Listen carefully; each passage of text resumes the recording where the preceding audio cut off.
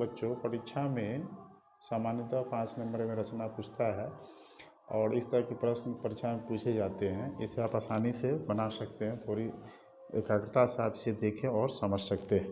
प्रश्न है, दिए हुए त्रिभुज ABC के सदृश एक त्रिभुज अंकित करें ताकि इसकी प्रत्येक भुजा त्रिभुज ABC की संगत भुजा के 3/4 गुनी हो, जहां AB बराबर 4 सेंटीमीटर, BC बराबर 6 सेंटीमीटर और कोण ABC बराबर 60 डिग्री हो। तो सबसे पहले हम इसमें जो त्रिभुज ABC दिया है उसकी रचना करेंगे, फिर उसके समरूप 3/4 गुनी भुजा का त्रिभुज का रचना करेंगे।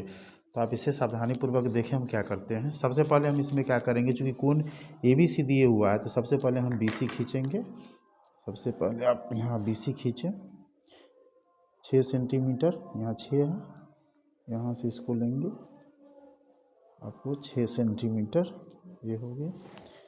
यहाँ पे B चूँकि कोण बनाना है तो यहाँ B लिखेंगे, यहाँ C लिखेंगे और इस पे 60 डिग्री का कोण बनाना है तो हमको 60 डिग्री कोण बनाने के लिए चाप लेंगे और थोड़ा भी घुसके नहीं, और इसी से जो कोण बनेगा वो आपका 60 डिग्री का कोण हो जाएगा।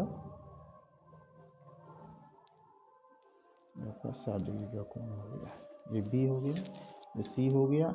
अब इस पे दिए हुआ है AB बराबर 4 सेंटीमीटर, तो स्केल पे हम क्या करेंगे 4 सेंटीमीटर लेंगे, 4 सेंटीमीटर का चाप लेकर के इस पर काट देंगे। ये आपका इसको हो गया ये हो गया और इसको C से मिला देंगे। इस तरह से आपको दी हुई त्रिभुज आपको प्राप्त हो जाएगा। जो ABC त्रिभुज दिए हो उसमें ये आपका 6 सेंटीमीटर, ये आपका 4 सेंटीमीटर है और ये 60 डिग्री का कोण है। अब इसी के समरूप बनना है त्रिभुज जो इसकी संगत भुजा 3/4 हो। आप देखिए ये 6 सेंटीमीटर है, तो 6 का अगर 3/4 आप निकालते हैं तो क्या होता है, अगर निकालेंगे तो अगर हम आगे की तरफ निकालेंगे तो इसमें चूँकि जान लीजिए नीचे बड़ा है और ऊपर छोटा है, इसका मतलब है त्रिभुज अंदर बनेगा। तो ऐसी स्थिति में आपका जो ये निकलेगा छतरी 18/4, 4 चौका 16, 4 चौका 16 हो जाएगा और 2 से आएगा तो 4.5। देखिए 4.5 पे जो है ये त्रिभुज बनेगा। तो गौर से देख लीजिए कैसे बनेगा, जिस तरह से हम पहले रचना किए उसी तरह से इस करने के लिए एक सरलेखा यहाँ खींचेंगे। किसी भी एंगल पर खींच सकते हैं, इसे अनिवार्यता नहीं है। और चूँकि देखिए इसमें दोनों में बड़ा कोण है 4 है, तो इसको हम 4 बराबर भागों में बांटेंगे। अब 4 बराबर भागों में बांटना है तो इसको हम क्या करेंगे, सबसे पहले छोटी छोटी इकाई ले लें 4, 1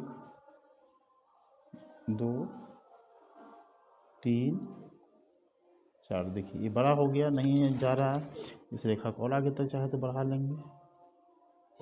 तो इस तरह से इसको हम बड़ा कर लेंगे थोड़ा सा और फिर इसको क्या करेंगे, नामकरण कर देंगे। B1 B2 B3 B4 इस तरह से इसको कर देंगे। और चूँकि देखिए नीचे बटा में कितना है 4 है, तो जो बटा में रहता है उसी से हम लास्ट त्रिभुज वाला को मिलाते हैं। तो देखिए ये लास्ट में 4 है तो इसी से इसको हम मिलाएंगे, ये बना। अब इस पे जो कोण बनेगा इस पर हम चाप लेंगे, थोड़ा चाहे तो बड़ा ले सकते हैं ताकि काटने में सुविधा हो। तो एक चाप लिए और वही 3 पर से लेंगे क्योंकि हमको तीसरा भाग बनाना है। अब इसको नाप लिए यहाँ से, जितना बड़ा ये कोण है उतना ही बड़ा कोण हम यहाँ बनाएंगे। अब देखिए कुछ बच्चों को मैंने पहले क्या कठिनाई होती रहती मिलाने में, तो मैंने पहले ही निकालने की कहाँ पर जाएगा 4.5 पे जाएगा, तो हम यहाँ से 4.5 लेते हैं। कहाँ आ रहा है, यहाँ आ रहा है, यहाँ हमें मिलना चाहिए, कोई परेशानी ना हो इसके लिए यहाँ B3 से इसको मिलाएंगे। देखिए मैंने कहा ना कि कहीं ना कहीं आपका प्रकाश जैसे घुसकेगा तो गलत हो जाएगा। अब देखिए प्रकाश मेरा भी घुसका है तो गलत हुआ, इसका मतलब है मैंने जब लिया है कोण तो कैसे गलत हुआ, सोच को पकड़ते हैं। देखिए यहाँ से लिए थे ठीक है, देखिए प्रकाश घुसका, परिणाम क्या हुआ। और यहाँ देखिए थोड़ा भी देखिए यहाँ देखिए ये यहाँ आना चाहिए था और इसको जब यहाँ काटेंगे देखिए प्रकाश घुसका था। ये समस्या आती रहती है, इसलिए क्या करेंगे हम इसको नाप लेंगे। और फिर जब यहाँ पे आ जाएगा तो ये सी है, तो ये क्या हो जाएगा आपका सी डैश। इसके बाद यहाँ देखिए, ये प्रकार से एक चाप यहाँ लेंगे और वही प्रकार से चाप यहाँ लेंगे। देखिए प्रकार ढीला नहीं होना चाहिए, प्रकार ढीला होने पर ये समस्या आती रहती है। आप थोड़ा सा इस पर ध्यान देंगे, आप इसको नापेंगे बारीकी से और इस तरह से इसको काट लेंगे। चलिए अब काटे, लेकिन फिर हमारे प्रकार घुसका हो सकता है। इसके लिए कितना है 4, तो 4 का 3/4 हम लेते हैं, तो कितना आएगा 3 आएगा। इसका मतलब 3 पे जाएगा, तो हम यहाँ लगभग क्या करते हैं 3 पर एक बिंदु ले लेते हैं, 3 पर एक बिंदु ले लेते हैं।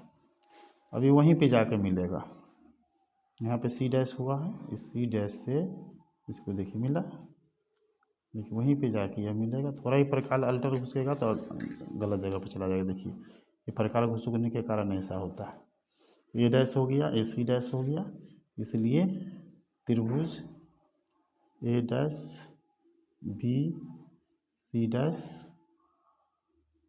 अभिष्ट त्रिभुज है। प्रकार अगर टाइट रहेगा, ये थोड़ा लूज प्रकार है, इसके चलते ये बार बार हिल जाता है। अब थोड़ा सा टाइट प्रकार लेंगे तो कभी नहीं हिलेगा, आपका दोनों बिंदु जो एकदम सेम टू सेम मिलेगा।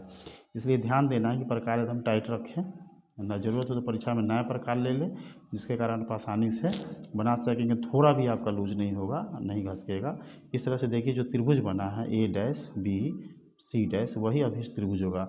देखिए इसमें ध्यान देने की क्या ज़रूरत है, एक रहता है जैसे 3/4 है, ये बटा में 4 है, बाहर वाले से हम इसको जोड़ें, एक घुमा के पूछेगा 3/4, तो ऐसी स्थिति में भी जो बटा में रहेगा 3, तो हम 3 से बाहर वाला को मिला देंगे, तब त्रिभुज क्या बनेगा बाहर बनेगा। और 3/4 है तो 4 से हम मिलाए हैं इसको, तो यह त्रिभुज क्या हुआ अंदर बना। तो ये दोनों में अंतर रहता है, जब ऊपर बड़ा रहे, जितना दोनों में जो बड़ा रहेगा उतना बार इसको बांटेंगे हम, है कि नहीं। और नीचे अगर में जितना रहता है उसी से हम त्रिभुज को मिलाते हैं। अगर इसमें चूँकि नीचे में कितना था 3/4, तो हम 4 से इसको मिलाए हैं। पीछे मैंने हम बनाया था उसमें 4/3 था, तो उसमें हम 3 से इसको मिलाए थे और त्रिभुज बाहर बना था। इसमें त्रिभुज क्या हुआ अंदर बना है। तो ये सावधानी से आपको परीक्षा में देखना है, क्या करना है, ये ध्यान रखना है कि मिलाना किसी त्रिभुज से जो बटा में रहेगा उससे मिलाना है, और डिवाइड कितने बार करना है, दोनों में जो बड़ा रहेगा उतना बार करना है। अपने आप त्रिभुज रचना कर सकते हैं। धन्यवाद।